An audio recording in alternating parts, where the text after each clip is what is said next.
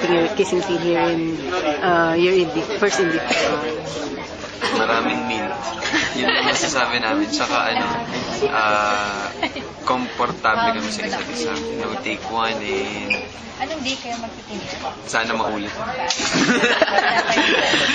Ako kasi usually pag may mga kissing scenes, like, sobrang kinakabahan talaga ako. But with Encho, parang wala lang talaga. Sobrang kasi namin at least isa't isa. Parang wala nang okay lang kahit ano talaga.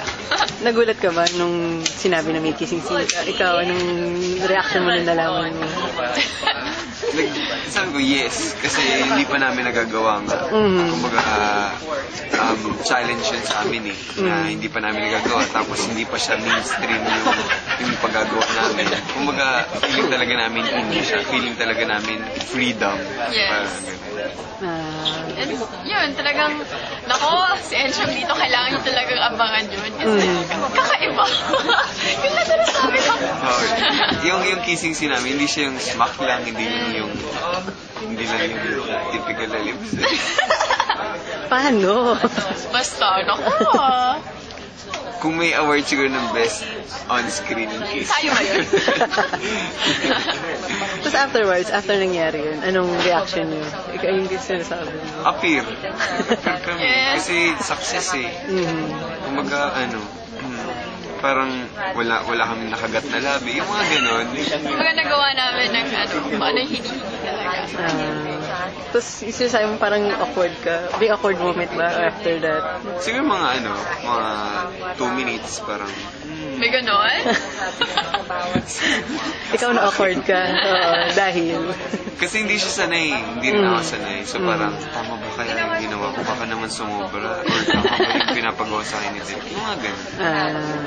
So dito sa ano yung characters niya sa film niyo? Ako po dito si Ariel. Siya yung writer siya sa isang TV network. Tapos meron siyang kapatid na deaf-mute. Tapos meron talaga siya mag-sign language dito para to communicate with her brother. Tapos ayun. Tapos na-meet ko siya kasi I always see him sa LRT.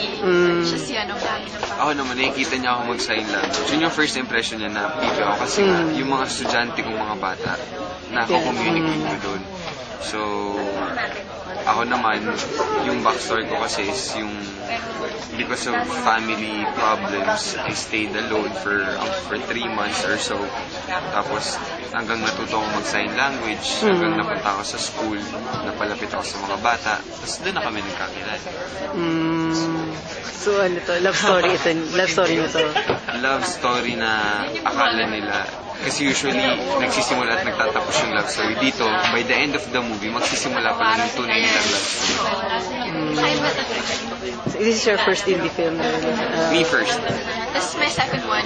First one was Pintakasi with John Wayne. So, I'm a artistic producer. Pero until now, nalawakan. Kasi may animation yun eh. So, medyo may kahirapan. Sige. So, nauna itong kissing scene dito kaysa sa 14? Yes, una dito kasi sa 14. Sa 14 as in wala pa. Kahit smack wala pa. Ang galing. Salamat. Thank you.